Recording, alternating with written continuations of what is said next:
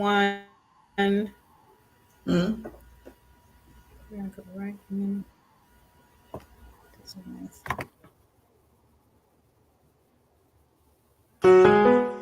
I'm living a beautiful life. I'm making a beautiful life. I'm changing, rearranging. I see a beautiful day. It's coming my way.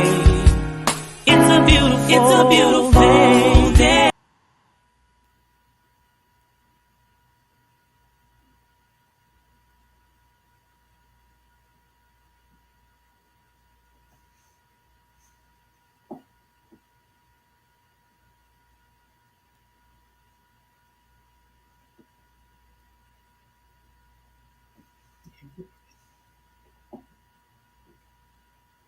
You're muted. Beautiful day, and I am your host, JQ Lee. And I tell you, I'm so very excited to have yet another beautiful guest. We have author Glenda Moton joining us this evening. Welcome, Miss Moton. Well, thank you. Thank you, Miss Lee, and to your listening audience for tuning in this evening. So, I do have my co host, our beautiful beauty on audience, as she said. And I tell you, I'm excited for you all to hear from this jewel that we have here in South Florida. And I tell you, listen, you all think I'm the Energizer Bunny. Miss Moten has written a book for really being able to, multiple books, right?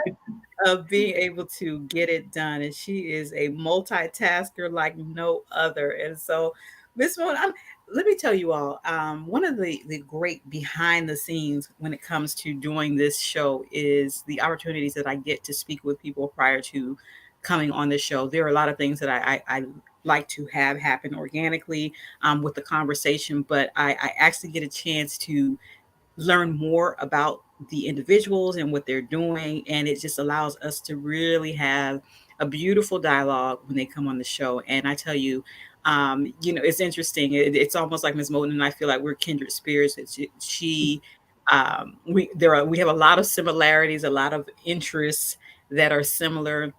And I'm going to jump right in at Ms. Moten because you were featured in Time magazine in this article that represented teachers who helped to save the pandemic year. And I thought that was just such a powerful title coming into that piece. So, talk to our beautiful viewing audience. Tell us a little bit about how you were selected to be featured in the Time magazine. Wow. Okay. Thank you. Well, actually, it started with the book, Hopes and Fears Learning Academically in a COVID-19 Environment. So I have to go back to the book and then lead up to how it happened with Time Magazine. So everyone knows that during the pandemic, schools were shut down, etc.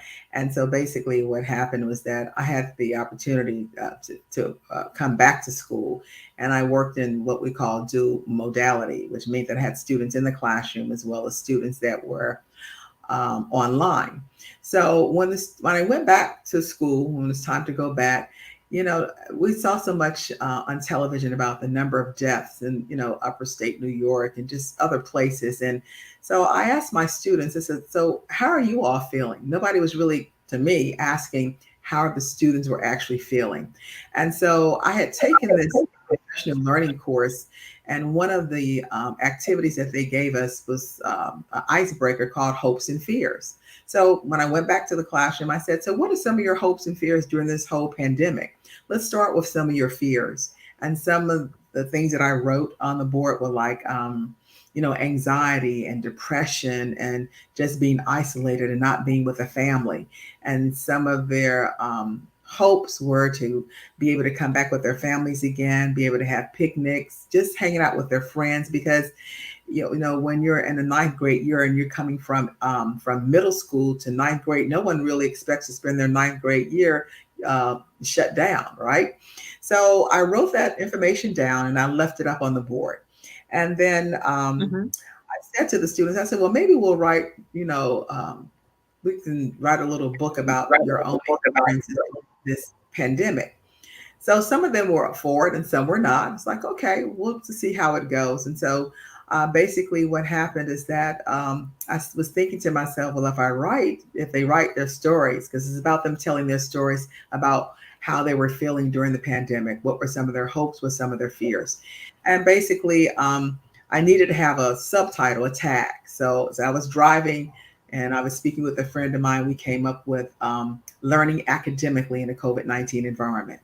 So from there, like a year before, someone asked me about doing an interview for Time Magazine, and I was like, okay. So I did the interview, and then further, maybe about a year later, after the book was published, they contacted me, um, a reporter from Time Magazine, and said, okay, tell me a little bit more. They did a regular interview, and then eventually I sent in some photos, and then they told me that the magazine was published. I had no idea what the title of the Time magazine was until a colleague of mine went to the store and she brought back copies of the magazine, and it said 29 educators that helped save the school year during a pandemic. So my story was one of 29 teachers across the United States that was featured in Time magazine. And so that's how that came about. It's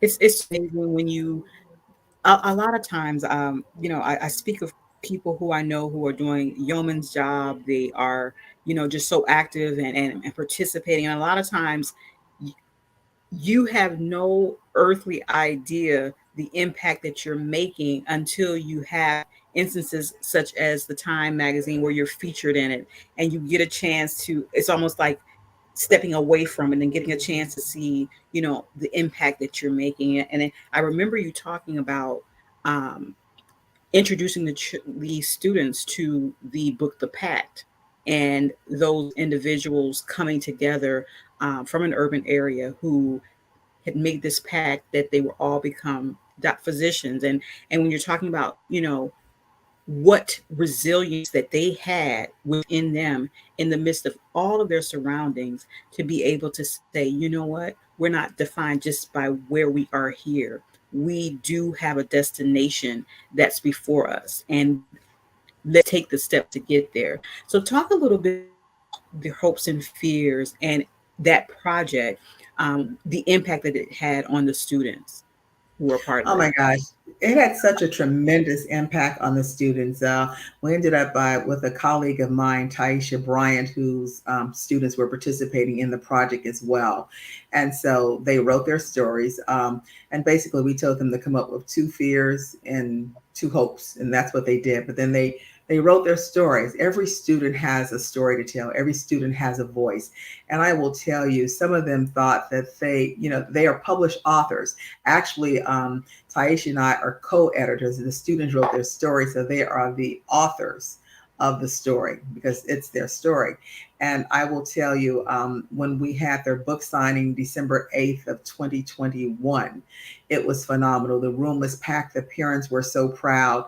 And just think about how students can actually, when they go to college, they're published authors because their books, are on Amazon, and so they just felt such a sense of gratitude and such confidence. Just think about a student that have been that may not had may not have had a confidence level to where they really believed in themselves. Because remember, almost 2.5 years, we kind of just buckle down and you come back to school and you're trying to work things out. So if for them, it was a moment of confidence, a moment of pride, a moment of like, wow, I can't believe that I accomplished this. Wow, I can't believe that my name is in a book where my writing is actually published. So it's phenomenal for them. And I often say that you don't have to become a victim of your circumstances, but you can become a success.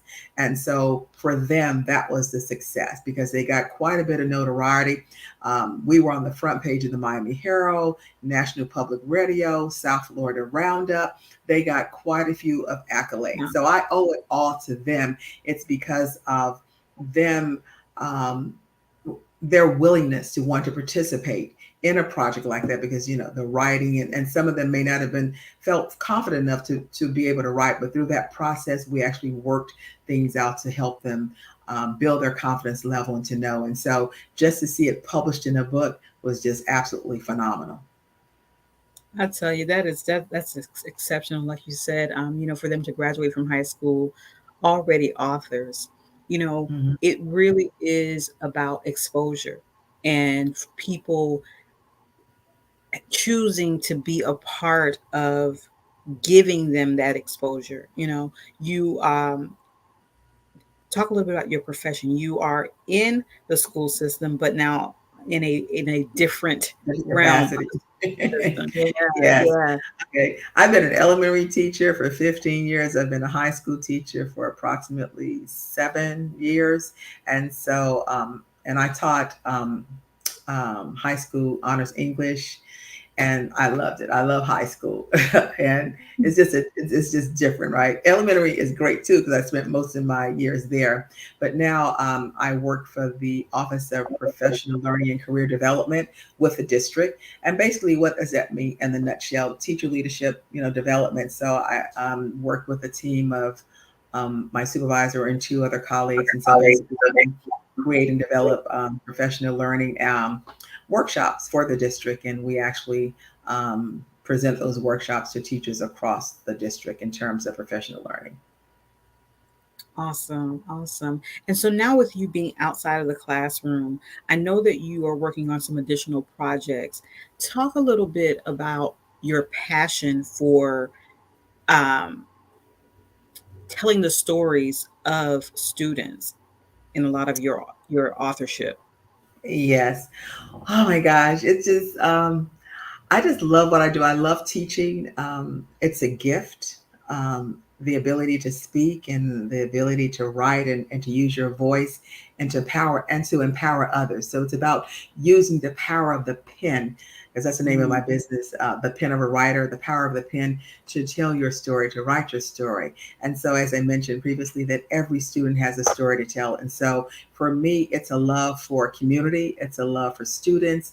It's just because it's not like you're getting any salary from it, but it's like thinking of these projects about leaving a legacy so that students can look back and say, oh my gosh, I remember Ms. Moton, she helped us do this and that. And so when you can have an impact in a student's life and in a parent's life as well, it's just it can be overwhelming, it can be heartfelt, and so just having that love for what I do translate or transcends over into a student's life. And so I just have a passion for it. And um, another project that I'm working on is dealing with that's coming up is going to be dealing with teen moms. I won't release the gist of everything, but it's going to be phenomenal because it's all about community. It's about empowering them. It's about Yeah. engaging them. It's about giving them the tools and the knowledge so that they can make good decisions and not fall back into different traps and things that have impeded us from progressing and like actually moving forward. And I want to stay there for a minute, Ms. Moten, because oftentimes our young people, they're faced with this world that we're currently in that is so plagued with so many different influences and so many things that could be a deterrent for them. And then we have people like yourself that is allowing them to see that they can live above the influence of things that they may feel is hindering them for going forward. When you're talking about introducing them to authorship, when you're talking about introducing them to sharing their story, what was that transition like for a lot of these students in even coming to the realization that they could become authors and having the belief system to be able to pen their story? Well, first it was doubt, and there was fear, and I don't think I can do this. There were some students that actually started the process and then they dropped out. But it's about encouraging them to go on. That no matter what, um, you won't regret it in the end. So it's building that confidence, talking with them, encouraging them, motivating them, speaking with their parents, and getting permission, and this and that, and this sitting in, circles, and just having that dialogue with them. As a matter of fact, one of the girls who was one of the authors, she actually wrote a song about hopes and fears, absolutely beautiful. And so much so that, she sang it she played it at the book signing. And so I told her father, I says, look, you need to get this copyrighted, because people had their cameras, people had their phones. And so you don't want something like that to kind of slip away. So when I asked her to do it, she readily did it. Her father, they sat down over a couple of weekends and they wrote the song Hopes and Fears, and it's absolutely beautiful. So just knowing that she contributed to the project, but she also wrote a song, and that's a legacy in itself for her, her family, and so just thinking that, what, they have the tools in their hand. It just takes many teachers. There's so many educators in South Florida that are phenomenal educators. I just happen to find a niche that I like to help my students tell their stories, either in the form of a poem, a piece of writing, even in music, because that song, Hopes and Fears, is telling a story as well, but it's through the music aspect of it. So when you can have students that think that they can't accomplish anything, they can. It's just putting their mindset to it. But initially, when we first started, everybody wasn't on board. We had like maybe 200 and some odd students within the ninth grade between the other teacher and myself, and really only 30 participated, only 30 out of 200. So, Okay. however, I'm grateful for that number that actually participated, and hopefully that spark, that initial step, will push them in the direction that, what, I really enjoy that. Perhaps I'll pursue this in the terms of being a reporter and being a writer. And who knows, they can write a book to be a number one bestseller. It's about thinking outside of the box and giving That's them it. that opportunity so that they can be successful. And that's what it really is about, like being given opportunity. A lot of times people look at what their options are based on what's around them, their environment, their experiences. And so, I love to hear stories such as yourself, that you took learning to another dimension, that it was more than the classroom, but it was really them being able to see that even within their story, there is something for them to learn and for others to Yes, learn about them. Yeah, I yes. think it's important for students to know that we don't just become adults and then we become this story to tell. No, you have a Mhm. story already. That's why I think I really um, was so immersed with what you were doing, because the fact that you let these young people know that you already have a story to tell, and it is worth people hearing it. And so, Yes, most definitely, most definitely. And I was going to say this, prior to doing that book, I had done another book with, I think these students now, they're like graduating from college, but it was based on We Beat the Street, and now the book, The Pact, right? The three mhm, African American men that made a pact to become doctors in high school, and they're all doctors today: Dr. Hunt, Dr. Ramick, Dr. Davis. And so this particular book was called, as we read the book, I saw some similarities that were going on in their own lives, right? Right there. And so I titled it, I Read, I Think, I Write. I mm, read, I think, I write. So they were reading, they're thinking, and then they began to write. So they told their own stories about bullying, about self-esteem, about losing a father.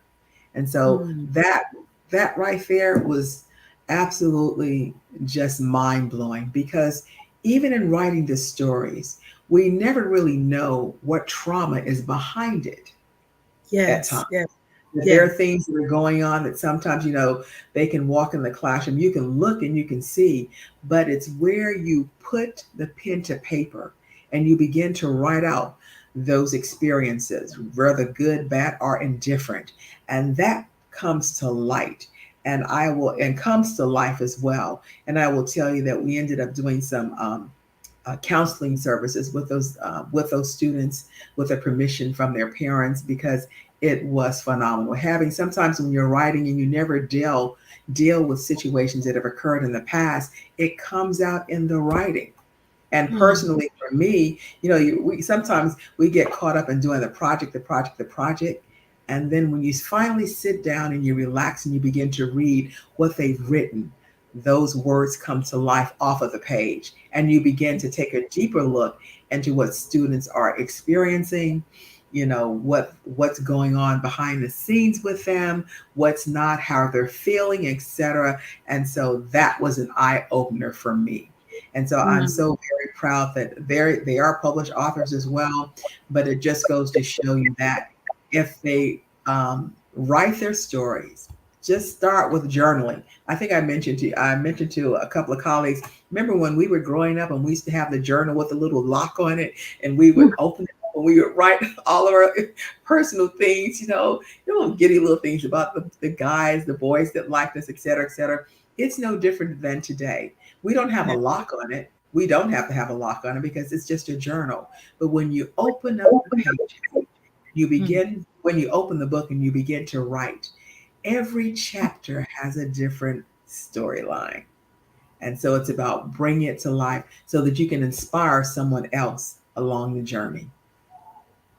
And that really and truly is what it's all about. Take us through the book signing for them. What was that like for them during the book Oh, signing? it was fantastic. I was giddy. They were like, we actually my publicist, Jessica McKay Grant, she got the t-shirts. We had t-shirts made up, and they have the names, well, hopes and fears on the front, learning academically, and on the back we had all of the names of the authors.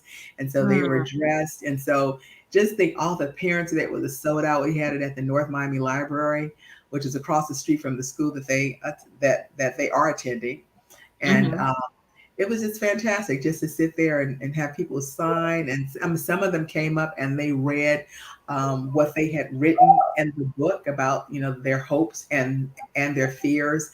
And of course, we had the young lady to sing the song. So it was a great time. It was a proud moment for both student and parents. So I'm so grateful for that. And of course, we had I think it was the vice mayor from North Miami. He came, and we had Mm. a couple of people, but it was a packed room. And so just imagine, I mean, that's something that they won't ever forget, even Yes, when they get a yes. little bit older. And so they're just a great group of kids. And let's see, I think this year they're in 10th or 11th. And so Mm. they're moving right along. So the 10th and 11th grade authors, gotta Yes. love it. Gotta love it. Yes. So, as we begin to wrap up, Ms. Moden, because I know our beautiful viewing audience, they are going to want to know more about what you're doing in reference to how to get in touch with you, how to follow you, projects that you have coming up. So, share with our beautiful viewing audience the best way to get in touch with Miss Moten and see what you're doing. Okay.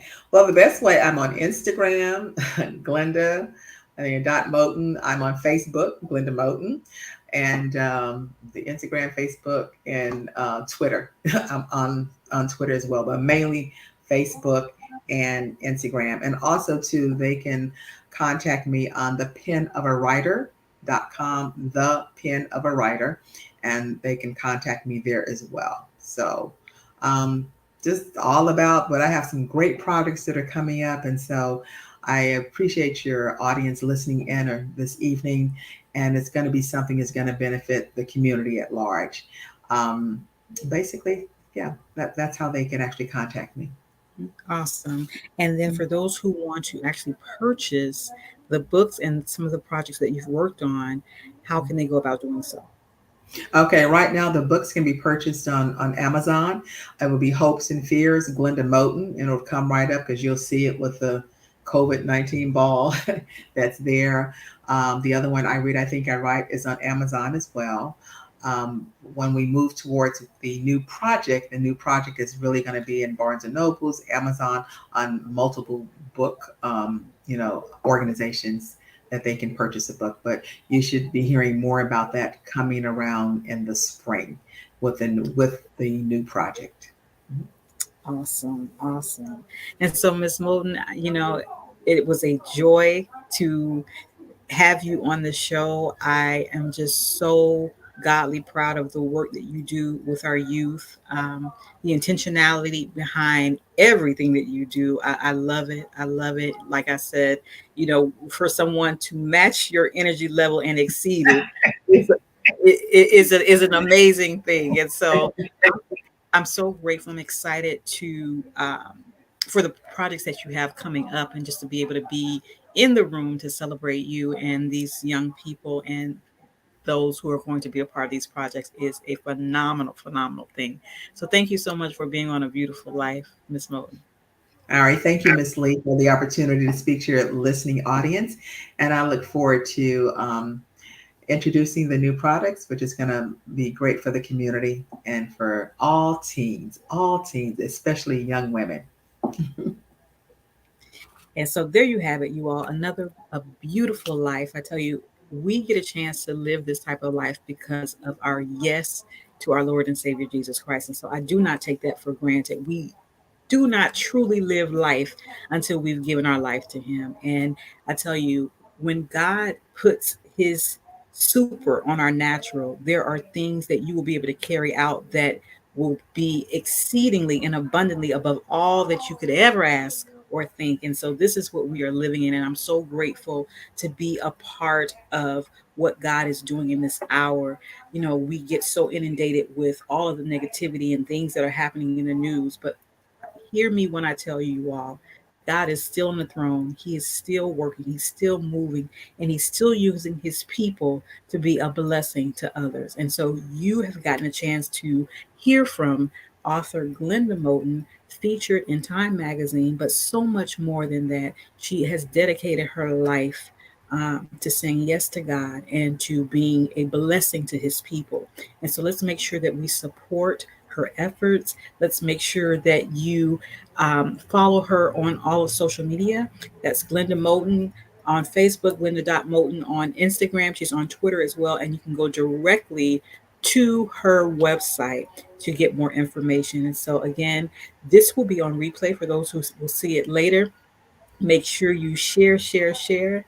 And I tell you, until we meet again, you all continue to live out loud this beautiful life and continue to let God have His way in your life. So, again, thank you so much, Ms. Moden, for joining us. You're more than And good night, welcome. everyone. I'm living a beautiful life. I'm making a beautiful